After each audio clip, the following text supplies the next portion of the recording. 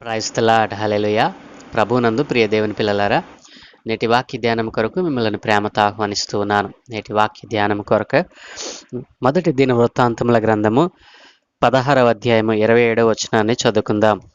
మొదటి దిన వృత్తాంతముల గ్రంథము 16వ అధ్యాయము 27వ వచనము.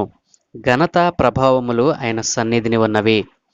ఘనత ప్రభావములు ఆయన సన్నిధిని ఉన్నవి. ఆమేన్. ప్రభువునందు ప్రియ దేవుని పిల్లలారా, ఈరోజు మన అంశము దేవుని సన్నిధిలో గడిపితే కలిగే మేలు. దేవుని సన్నిధిలో గడిపితే కలిగే మేలు ఏమిటో ఈరోజు ఈ అంశము ద్వారా దేవుడు మనతో మాట్లాడని ఉండగా ప్రార్థన చేద్దాం. సకల ఆశీర్వాదములకు కారణభూతుడైన తండ్రి, మా మంచి దేవా, నీకు స్తోత్రాలు నాయనా. ఏ మంచి లేని మా జీవితంలో మరొక నూతన ఉదయాన్ని అనుగ్రహించారు. మీ వాక్యమును చదువుకొని మీ వాక్యమును ధ్యానం చేయడానికి మీ శ్రేష్టమైన దివ్యమైన వాక్యము మమ్మల్ని ఎంతగానో ఆదరిస్తూ ఉండగా మీ వాక్యములో ఉన్నటువంటి ఆత్మీయ పాఠాలు నేర్చుకోవడానికి కృప చూపుచూ ఉన్నారు తండ్రి. ఈరోజు కూడా మీరు మాకు ఇచ్చిన ఈ అంశమును మా కొరకు దీవించండి. ఘనత ప్రభావములు మీరే పొందుకోమని యేసునామమున ప్రార్థించి వేడుకుంటున్నాను తండ్రి. ఆమేన్. ప్రభువునందు ప్రియ దేవుని పిల్లలారా, దేవుని సన్నిధిలో గడిపితే కలిగే మేలులు ఒకటా రెండా అండి? ఒకసారి ఆలోచన చేసినట్లయితే దేవుని సన్నిధిలో మనం ఎప్పుడైతే గడుపుతామో దేవుని సన్నిధిలో ఉన్నటువంటి ఆ ప్రభావము మనకు ఎంతగానో మనల్ని ప్రభావితం చేస్తుంది. నీకు కష్టం వచ్చినా నష్టం వచ్చినా మనము దేవుని సన్నిధిలో ఎక్కువగా గడిపినట్లయితే దేవుని యొక్క సన్నిధి ప్రభావము, దేవుని సన్నిధి కాంతి మనలను ఎంతగానో ఆదరిస్తుంది, మనలను నడిపిస్తుంది. ప్రియ దేవుని పిల్లలారా, దేవుని సన్నిధిలో గడిపితే కలిగే మేలులేమిటో ఈరోజు మనం దేవుని వాక్యములను చూద్దాం. చదువుకున్నటువంటి మూలవాక్యములో దేవుని సన్నిధిలో మనకు గడిపినట్లయితే మనకు కలిగేటువంటి మేలులేంటి? మొదటి దినవృత్తాంతముల గ్రంథము 16వ అధ్యాయము 27వ వచనములో దేవుని వాక్యం సెలవిస్తా ఉంది, ఘనత ప్రభావములు ఆయన సన్నిధిని ఉన్నవి. మనం ఎప్పుడైతే దేవుని సన్నిధిలో గడుపుతామో ఘనతయు ప్రభావము మనకు దొరుకుతుంది. ప్రియ దేవుని పిల్లలారా, దేవుని సన్నిధిలో గడిపితే నాకేం వస్తుంది? అత్తమానం నేను దేవుని సన్నిధిలో ఎందుకు ఉండాలి? దేవుని సన్నిధిలో ఉండటం వల్ల నాకేం ఒరుగుతుంది అని చాలామంది అనుకుంటూ ఉంటారు. కానీ వారి అజ్ఞానం చేత దేవుని సన్నిధిని దూరం చేసుకుంటూ ఉన్నారు. కానీ దేవుని నామాన్ని అంగీకరించి బాప్తిసం పొందినటువంటి సత్యదేవుని తెలుసుకున్నటువంటి వారెవరూ కూడా ఆయన సన్నిధిని దూరం చేసుకోరు. కాబట్టి దేవుని సన్నిధిలో గడిపితే మనకి ఏం కలుగుతుంది? ఘనత వస్తుంది, దాని వెంట ప్రభావము కూడా వస్తుంది. దేవుని యొక్క ఘనత, దేవుని ప్రభావము మనం పొందుకుంటే మనకి ఈ లోకంలో ఏది కూడా అడ్డు ఉండదు. కాబట్టి ప్రియ దేవుని పిల్లలారా, ఈ రోజున మనం చూసినట్లయితే ఘనత ప్రభావములు ఆయన సన్నిధి యందు మనకు దొరుకుతూ ఉన్నాయి. కాబట్టి మనం దేవుని సన్నిధిలో ఎక్కువగా గడపటానికి మనం ప్రయత్నం చేయాలి. ప్రియ దేవుని పిల్లలారా, దేవుని సన్నిధిలో గడిపితే మనకు కలిగేటువంటి మేలులేంటో మనం ఒక్కొక్కటిగా మనం చూద్దాం. మొదటిగా మనకు ఘనత కలుగుతుంది. సామెతల గ్రంథము 22వ అధ్యాయము, సామెతల గ్రంథము 22వ అధ్యాయము 4వ వచనములో దేవుని వాక్యం ఇలా సెలవిస్తూ ఉంది, ఐశ్వర్యమును యెహోవాయందు భయభక్తులు కలిగి ఉండుట వినయమునకు ప్రతిఫలము, ఐశ్వర్యమును ఘనతయు జీవమును దాని వలన కలుగును. ప్రియ దేవుని పిల్లలారా, దేవుని సన్నిధిలో మనం గడిపినప్పుడు, దేవుని సన్నిధిలో మనం కనిపెట్టినప్పుడు మనకేం కలుగుతుందంటండి? ఐశ్వర్యం వస్తుంది, ఘనత వస్తుంది, జీవము వస్తుంది. ప్రియ దేవుని పిల్లలారా, ఐశ్వర్యం ఇస్తానంటున్నాడు దేవుడు. ఐశ్వర్యము ద్వారా ఘనత వస్తుంది, ఘనత ద్వారా మనం జీవమును పొందుకుంటాం. మొదటిగా మనము దేవుని సన్నిధిలో గడిపితే కలిగే మేలేమిటో తెలుసా? మనకు ఘనత కలుగుతుంది. దేవుడు మనలను ఘనమైన వారిగా మారుస్తాడు. కాబట్టి ప్రియ దేవుని పిల్లలారా, దేవుని సన్నిధిలో మనం గడిపినప్పుడు ఆయన మనం అడగకుండానే ఐశ్వర్యమును ఘనతను జీవమునిస్తానని దేవుడు వాగ్దానం చేస్తూ ఉన్నాడు.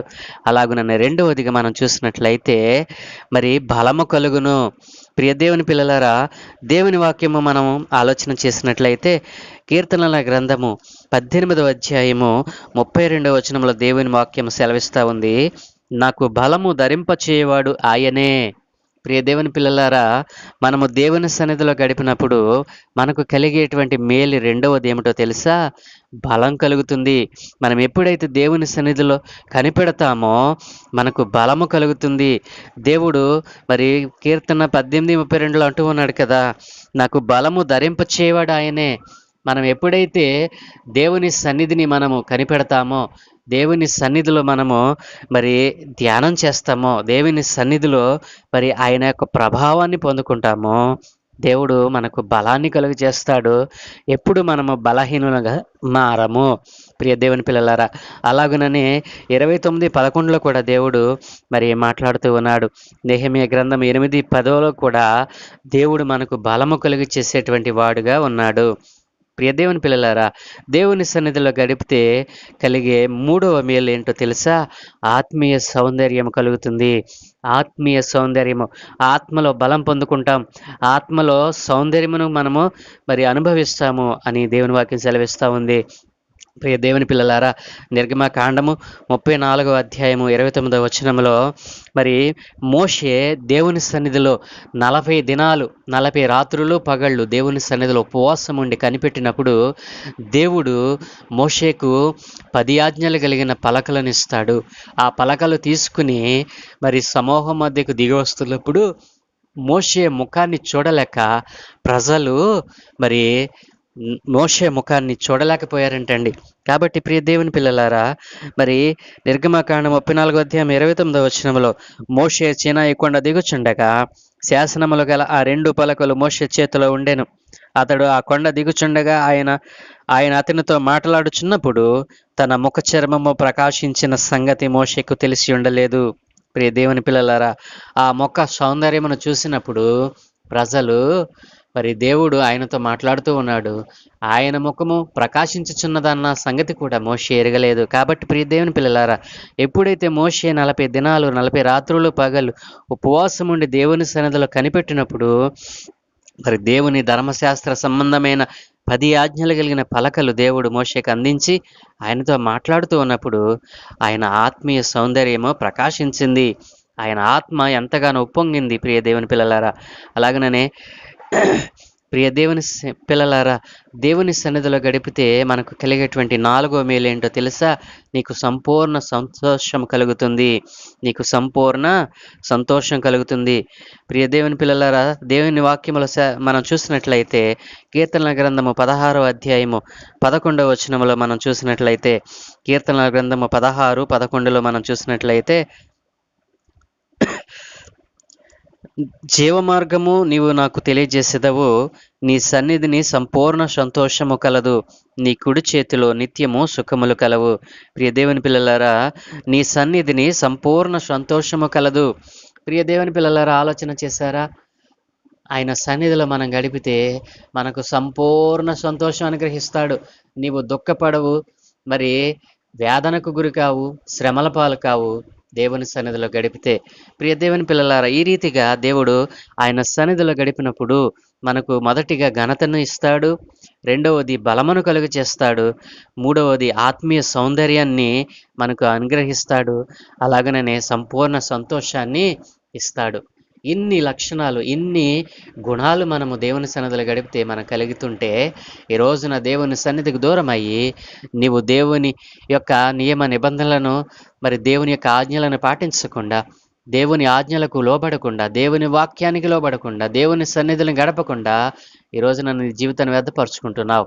కాబట్టి నా ప్రియ సహోదరి సహోదరుడా, దేవుని సన్నిధిలో గడిపినప్పుడు మనకి ఇన్ని ఆశీర్వాదాలు మనకు దేవుడు అనుగ్రహిస్తూ ఉంటే, ఇంతకాలం నీవు ఇన్ని ఆశీర్వాదాలను పోగొట్టుకొని నీ జీవితాన్ని వ్యర్థపరుచుకున్నావో. ప్రియ దేవుని పిల్లలారా, ఆలోచించండి. ఈ రోజునే దేవుని సన్నిధిలో గడపాలి అనేటువంటి ఒక నిర్ణయం చేసి దేవుడిచ్చేటువంటి ఆ ఆశీర్వాదాలను, మరి ఘనత ప్రభావములను, ఐశ్వర్య ఘనత జీవమును నీవు పొందుకోవాలని ప్రభు పేర మనవి చేస్తూ ఉన్నాను. అందరూ కూడా దేవుని సన్నిధిలో గడిపేటువంటి అనుభవాన్ని సంపాదించాలని ప్రభు పేర మనవి చేస్తున్నాను. దేవుడు మనలను ఆ రీతిగా దీవించును గాక. ఆమేన్. ప్రార్థన. సకల ఆశీర్వాదములకు కారణభూతులైన తండ్రి, మా ప్రియమైన దేవా, నీకు స్తోత్రాలు నాయన. ఏ మంచి లేని మా జీవితంలో మరొక నూతన నాయన అంశము ద్వారా మీరు మాతో మాట్లాడారు. అవును తండ్రి, నీ సన్నిధిలో మేము గడిపినప్పుడు ఘనతనిస్తానంటున్నావు. అడగకుండానే ఐశ్వర్యమును దయచేసావు నాయన. ఆనాడు సొలొమోను బాలుడిగా ఉన్నప్పుడు నాయన, మరి ఇశ్రాయేలు జనాంగాన్ని, లెక్కకు మించిన జనాంగాన్ని పాలించటానికి కావలసినటువంటి జ్ఞానమును, బుద్ధిని, వివేచనను అడిగినప్పుడు నీవు దానితో పాటు ఐశ్వర్యమును, ఘనతను కూడా అనుగ్రహించావు తండ్రి. దేవా, నీ సన్నిధిలో గడిపినప్పుడు మాకు సంపూర్ణ సంతోషాన్ని ఇస్తానంటున్నావు అయ్యా. ఆత్మీయ సౌందర్యాన్ని కలుగు చేస్తానంటున్నావు నాయన. ఇదిగో తండ్రి, నీ సన్నిధిలో మేము నాయన గడిపినప్పుడు, నీ సన్నిధిలో మేము నాయన కనిపెట్టినప్పుడు నాయన మా ఆత్మ సౌందర్యాన్ని రెట్టింపు చేస్తానంటున్నావు, మాకు బలాన్ని కలుగు చేస్తానంటున్నావు నాయన. ఇన్ని ఆశీర్వాదాలను పోగొట్టుకొని నీ సన్నిధికి దూరం అవుతున్న ప్రియ బిడ్డలందరినీ మీ చేతులుగా అప్పగిస్తూ ఉన్నాను. వారి ఆత్మను రక్షించండి. వారు కూడా నీ సన్నిధిలో నాయన కనిపెట్టుటకు, నీ సన్నిధిలో గడిపేటువంటి అనుభవాన్ని నాయన ఈరోజే వారు పొందుకోవడానికి కృప చూపమని, ఎవరు కూడా నీ సన్నిధిని దూరం చేసుకోనకుండా, నీ సన్నిధిని దొంగిలించకుండా నాయన అయా, అందరూ అంతటను నాయన మారు మనసు పొంది సత్యవంతుడైన దేవుడవు నీవేనని, రాగల నైనా రానున్నవాడవు నీవేనని, మమ్మలను కాపాడువాడవు నీవేనని వారు గుర్తించి అయినా నీ నామం ముందు విశ్వాసం ఉంచి నిన్ను అంగీకరించి నీ అందు నిలిచి ఉండే భాగ్యం అనుగ్రహించమని, ఏదైనా మంది మేము చేపనులన్నిటి మీద మీకు అనుదృష్టి ఉంచి మీ దోతల కాపుదలు అనుగ్రహించి మీరే మహి పొందుకోమని, నీ సన్నిధిలో గడిపితే కలిగేటువంటి ఈ ఆశీర్వాదాలు ఈ రోజున కావాలని ఆశపడుతున్న వారందరికీ దయచేయమని యేసు నామమున ప్రార్థించి వేడుకుంటూ ఉన్నాను తండ్రి. Amen, amen, amen.